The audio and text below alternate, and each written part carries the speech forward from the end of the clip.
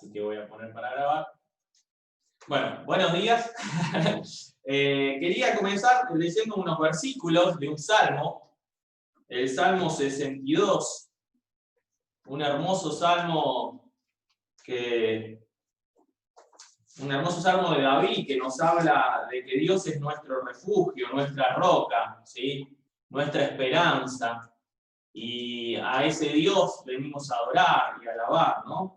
Y más allá de que nos habla de que Dios es nuestra salvación, David acá habla un poco en cuanto a la protección, que Él nos salva y nos protege.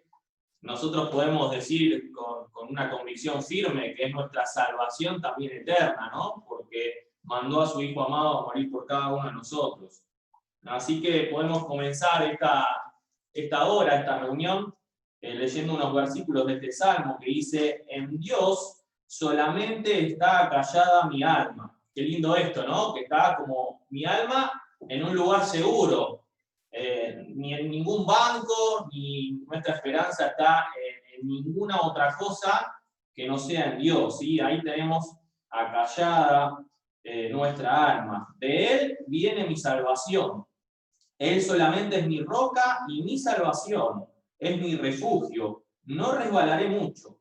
¿Hasta cuándo maquinaréis contra un hombre, tratando todos vosotros de aplastarle como pared desplomada y como cerca derribada? Solamente consultan para arrojarle de su grandeza. Aman la mentira con su boca, bendicen pero maldicen en su corazón. Dice: alma mía, en Dios solamente reposa, porque de Él es mi esperanza. Él solamente es mi roca y mi salvación, vuelve a decir el salmista. Es mi refugio, no resbalaré.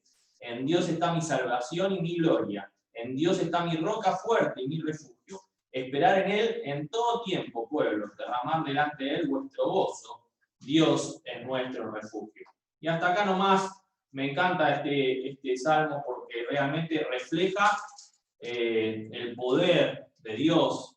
Refleja dónde tenemos que tener nuestra esperanza puesta, ¿no? Nuestra esperanza puesta en los cielos, que el Señor viene pronto. Y en el mientras tanto, el Señor siempre nos protege, nos guarda de todo mal. Así que de esta manera vamos a tener una oración para continuar con esta hermosa reunión. Padre Celestial, te agradecemos por esta hora en donde reservamos para adorarte, para alabarte, Padre, a adorar tu santa persona, todo lo que sos, Padre. Sos santo, sos misericordioso, amoroso, sos fiel, Padre, y alabar a tu Hijo amado, el Señor Jesús, por todo lo que hizo por nosotros, porque por su amor tan grande vino a esta tierra a morir por cada uno de nosotros. Por su amor tan grande, Padre, sufrió hasta la muerte y muerte de cruz, Padre.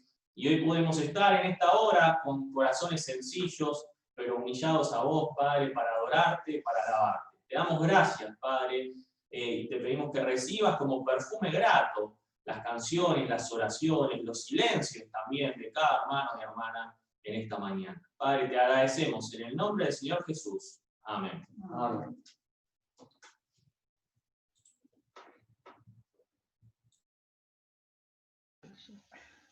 Vamos a tratar de cantar el 242. 242 menos la última estrofa. Porque la última estrofa es para cuando terminamos la reunión. Así que posiblemente la cantamos al final, la última estrofa con el coro. Pero vamos a cantar ahora el 242 primera, segunda y tercera estrofa solamente. Y cuarta con el coro. Aquí tu rostro puedo ver, Señor, a lo invisible alcanza aquí la fe. De nuevo abrazo aquí tu inmenso amor y mi solicitud en ti echaré. 242, menos la última estrofa.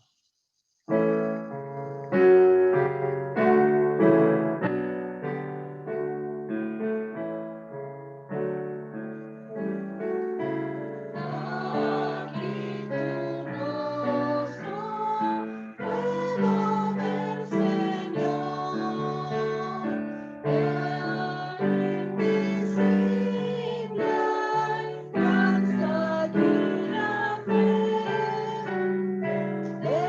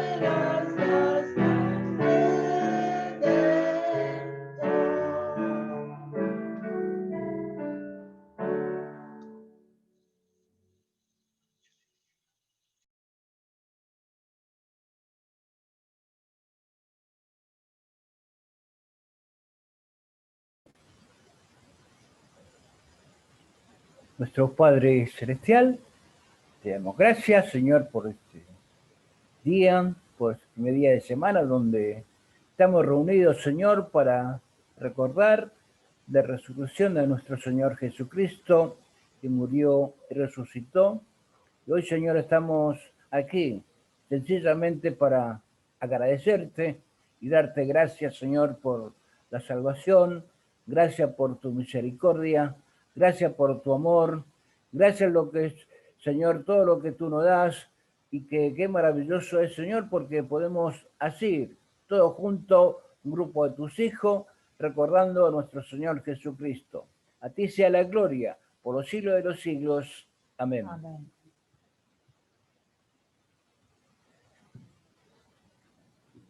Bueno, muy buenos días, hermanos. Disculpen, hoy no tuvimos tanto tiempo para saludarnos.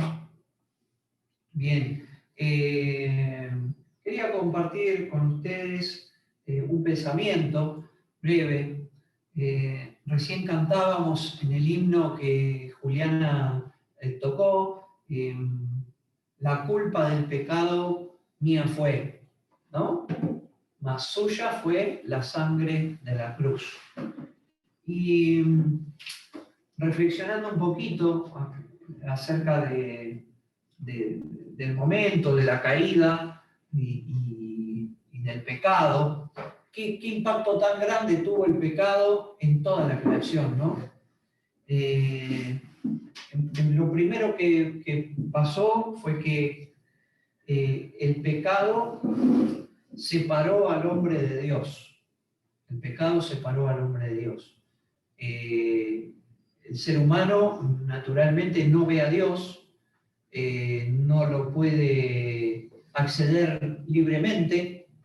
¿Por qué? Porque por cuanto todos pecaron, están destituidos de la gloria de Dios. Allí en el huerto de Edén, el primer pecado marcó lo que había de ser la característica de toda la humanidad hasta nuestros días. Un hombre separado naturalmente de la gloria de Dios, su creador. El Dios que lo hizo semejante a él, ya no lo puede acceder. Pero no solo quedó ahí el efecto del pecado. El pecado maldijo la tierra, y la tierra genera espinos, los espinos son claramente un indicio de la dificultad que genera una tierra maldita, por la cual el hombre debe trabajar arduamente. Los espinos muestran eso. Antes, en el huerto de Edén, hay que conocer el huerto de Edén para conocer lo que generó el pecado en la tierra. Porque en el huerto de Edén las plantas, el sustento, nacía, se alimentaba con un vapor de la tierra. Era un trabajo muy liviano que el hombre tenía para cosechar los frutos. Sin embargo, a partir del pecado, por tu causa, le dijo Adán, es maldita en la tierra y generará espinos, y tendrás que trabajar con el sudor de tu frente para poder ganarte el pan, ¿no? Entonces la tierra también sufrió ese pecado. Acortó la vida del hombre el pecado también, porque el hombre tenía acceso al árbol de la vida, al árbol que estaba en el medio del huerto, y cuando fue el hombre separado y quitado del huerto, quedó establecido para el hombre que polvo era, que al polvo iba a volver, un límite en nuestra habitación. Y así envejecemos, ¿no? Y nos damos cuenta que con el pasar de los años, en vez de mejorar, como quizás plantea un esquema de evolución, nosotros nos degradamos. Vamos teniendo nuestros achaques, pasados los 40, pasados los 50, los 60, algunos están muy bien, gracias a Dios, pero los años se notan. ¿Por qué? Porque el pecado generó algo en la vida, en el ciclo de vida del hombre, por lo cual el hombre se enferma, el hombre en vez de mejorar con el tiempo se degrada, y así es común. Hay un ciclo, y a lo sumo 120 años, algunos con muchísima longevidad viven y después, bueno, vuelven al polvo, como dice ahí el juicio ese que Dios dio, ¿no? Después también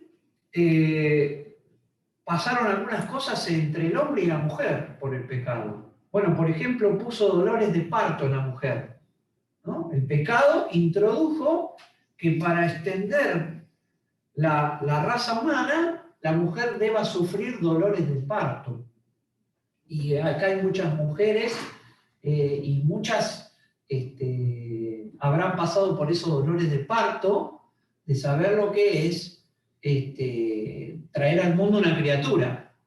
Dicen que la alegría que hay después de los dolores de parto hace que se olvide de los dolores de parto. No sé si eso es tan así, pero seguro que es una alegría muy grande, pero los dolores hay que pasarlos, ¿no? Las contracciones, bueno, y todo ese cambio en la estructura de la mujer que hace que pueda un niño venir a la vida, ¿no?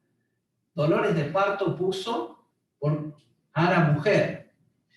Y también estipuló que la mujer quedase sujeta al hombre, por cuanto ella desobedeció y escuchó la voz de Satanás y tomó la decisión, porque está bien, ese himno dice, la culpa del pecado mía fue, ¿no? El hombre es culpable del pecado. Por más que Satanás lo haya tentado, el hombre era libre de decidir obedecer a Dios. Pero a causa de esto también la mujer quedó sujeta al marido y se estableció un orden en la soberanía de Dios que hoy en día se quiere cambiar, ¿no es cierto? El feminismo, por supuesto que enarbola banderas que van en contra de este dictamen de Dios a un hombre con naturaleza caída. Pero estableció que la mujer quedara sujeta al hombre. Todo esto nos parece bastante fuerte, bastante importante. Pero si el pecado causó algo importante, fue que ofendió y que mancilló la santidad de Dios. Mancilló la santidad de Dios. Son cosas que nosotros como hombres, naturalmente, obviamente, no las conocemos. Cuando nos acercamos a la Biblia comprendemos la gravedad, pero no llegamos a entender lo que es la gran santidad de Dios, que fue mancillada por el pecado y la desobediencia. Así que aquí viene el centro, ¿no? En esta mañana. Yo quería leer con ustedes la primera carta de Juan, capítulo 2. Los días de semana estamos leyendo la primera carta de Juan, capítulo 2. Estamos leyendo la primera carta de Juan. En la carta de Juan se encuentran, muchas señales de un verdadero Hijo de Dios. Ustedes saben que la carta de Juan fue escrita en defensa de una corriente de pensamiento que había en ese momento, que eran los gnósticos. Principalmente fue una defensa hacia los gnósticos. Desde que la fe empezó a tener lugar en la venida de Cristo, en la crucifixión, en la resurrección, y el cristianismo empezó a avanzar, fue atacado por un montón de movimientos y corrientes de pensamiento. Y los gnósticos fueron unos muy importantes que duraron, y les diría que quedan algunos resabios todavía hoy en día de pensamiento gnóstico. El gnóstico cree que hay un Dios, cree que hay un Dios que es una fuente suprema, y que el mundo es como algo que se creó como un error en esa fuente suprema, en una falla en un sistema de esa fuente suprema, y que Jesucristo dicen o decían los gnósticos muy abiertamente en los tiempos en que fue escrita esta carta, Jesucristo era como un desprendimiento de Dios, como un desprendimiento de Dios, pero que no era Dios. Entonces acá, y habiendo hecho la introducción del efecto del pecado, vamos a leer 1 Juan capítulo 2, versículo 1, dice, hijitos míos, perdón, vamos a leer desde el versículo 8 del capítulo 1. Versículo 8, capítulo 1, dice, si decimos que no tenemos pecado, nos engañamos a nosotros mismos y la verdad no está en nosotros. Si confesamos nuestros pecados, Él es fiel y justo para perdonar nuestros pecados y limpiarnos de toda maldad. Si decimos que no hemos pecado, le hacemos a Él mentiroso y su palabra no está en nosotros. Hijitos míos, estas cosas os escribo para que no pequéis. Y si alguno hubiese pecado, abogado tenemos para con el Padre a Jesucristo el justo, y Él es la propiciación por nuestros pecados, y no solamente por los nuestros, sino también por los de todo el mundo. Y hasta aquí nomás, breve, ¿no? Está hablando un poquito acerca del verdadero creyente, que el verdadero creyente es alguien que reconoce que ha pecado. Y esto lo dice porque estos gnósticos, en realidad había como distintos grados, ¿no? Decían que había algunos que eran como superiores, otros que no. Algunos se consideraban mejor que otros. Por ejemplo, los gnósticos no todos podían acceder al conocimiento. Gnosticismo viene de eso, de conocimiento, ¿no? La palabra. Sino que decían que había algunos que podían acceder a ese conocimiento y no todos. Y Juan se encarga de una manera, la verdad, brillante y clara de aclarar que todos somos pecadores y que el Hijo de Dios es un pecador que ha reconocido que es pecador, que ha reconocido la verdad de Dios que dice que somos todos pecadores y que ha pedido perdón por sus pecados.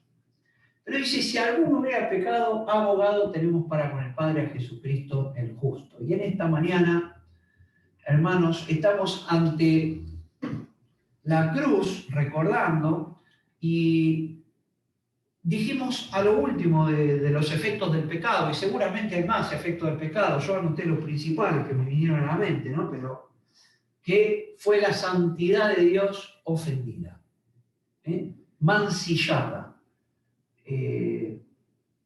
manchada la santidad de Dios.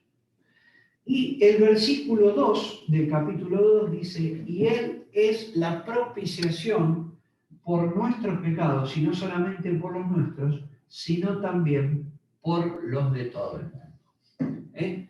Y acá nos habla de un ministerio que se dio en la cruz del Calvario, que es que Cristo es la propiciación por nuestros pecados.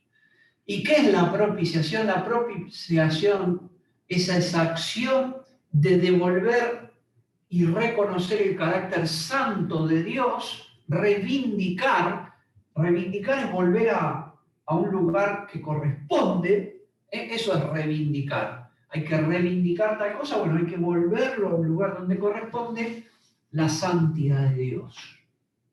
Porque si hay algo que sufrió en el momento del pecado original y que sufre en cada momento que nosotros pecamos, es la santidad de Dios, hermano. Así tenemos que ver el pecado. Porque el pecado no es solamente que yo afecté al que tengo al lado o me afecté a mí mismo. Afectar la santidad de un Dios que es santo, que nos invita a ser santos. Sed santos porque yo soy santo, dice el Señor.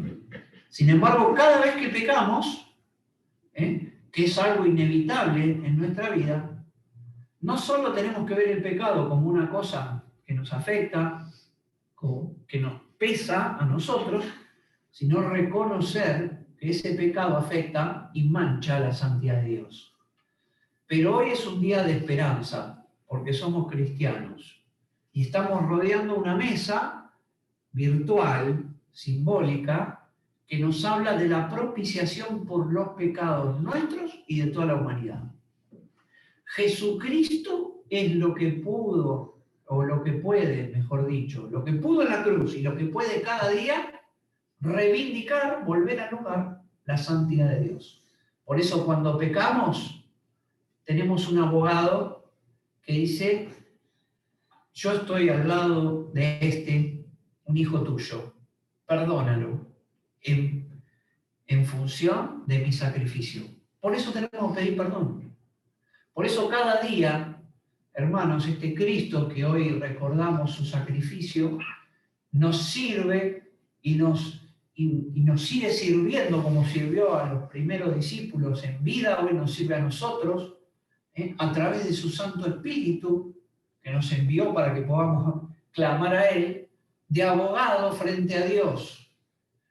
Y de abogado, no como el abogado que conocemos nosotros simplemente, que el abogado defiende, va con las leyes, sino un abogado que hace que el juez pueda reconocer reivindicado su carácter santo que ha sido ofendido por nuestros pecados.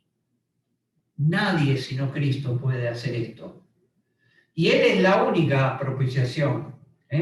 La propiciación refiere también en la antigüedad, en el arca, había una chapa, antes de Cristo, había una chapa de oro que cubría los testimonios que estaban ahí adentro, que era el maná, la vara de Aarón y la ley, y volcaba la sangre allí una vez al año el sumo sacerdote sobre el propiciatorio, se llamaba eso. Eso era un adelanto de lo que Cristo hacía. Eso cubría, pero ahora quita de en medio. Entonces, hermanos, en esta mañana estamos recordando a Cristo, anunciando su pronta venida y reconociendo que no hay propiciación, no hay reivindicación del carácter de Dios sin Cristo. Muchos dicen, muchos caminos llevan a Dios, y buscan a través de, bueno, yo creo en Dios a mi manera, el otro cree en otro Dios, el otro cree en otro Dios, el otro intenta mejorarse. ¿Quién puede reivindicar el carácter santo de Dios si no es la sangre de Cristo? ¿Quién puede hacerlo? Cristo solo es la propiciación, no hay otro camino, no hay otro camino. Hay mucha gente buena que vemos, o que no le hace mal a nadie, podemos decirlo, porque bueno no hay nadie, somos todos malos. Pero vemos gente recta, gente muy buena. Sin embargo, sin la sangre de Cristo no se puede reivindicar el carácter santo de Dios. Y en esta mañana estamos gozosos, porque estamos anunciando que el carácter de Dios pudo ser reivindicado. Mas tuya fue la sangre de la cruz, decía el himno recién. Y esa sangre, hermano, tiene un carácter que limpia, que reivindica, que sana. Por eso en esta mañana, a la hora de partir el pan, pensemos en ese efecto maravilloso, que no hay otro que pudo haberlo logrado. Y clamemos al Señor también para que en vista de ese sacrificio nosotros podamos compartir esa maravilla. Porque cada vez que nosotros compartimos esa maravilla, todas las manchas que la humanidad hace a Dios cada vez son más limpiadas, porque la sangre de Cristo tiene poder para limpiar y reivindicar la santidad de Dios y limpiar los pecados de toda la humanidad, porque Él es la propiciación por toda, dice, de todo el mundo, sino también de todo el mundo. A Él sea la gloria en esta mañana y demos una adoración que Él merezca por este sacrificio tan grande y con ese efecto tan maravilloso. Amén.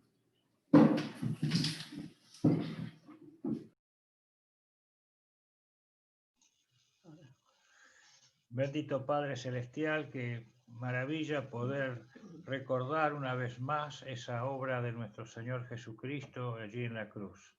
A través de esa sangre que todavía clama y aboga por nosotros delante de tu presencia, reconociendo ya que hubo un sacrificio que pudo librarnos de esa condenación que pesaba sobre nosotros por el pecado. Señor, no tenemos menos que decirte una vez más gracias y te alabamos y te bendecimos. Ahora lo hacemos también con aquel mandamiento de nuestro Señor Jesucristo de hacer memoria de esta obra, de este sacrificio. Y a través de este pan y de este vino que Él dejara establecido como símbolo de esa obra y de esa encarnación que Él tuvo para poder ir a la cruz del Calvario y así cargar sobre sí mismo el pecado de cada uno de nosotros. Señor, te agradecemos por tu amor infinito, te damos gracias por habernos hecho hijos tuyos y te rogamos que en esta hora tú recibas de este pequeño grupo que nos hemos congregado de esta manera y la adoración y la gratitud que solamente tú mereces. Y elevamos nuestra gratitud y adoración en el nombre precioso de nuestro Salvador Jesucristo. Amén.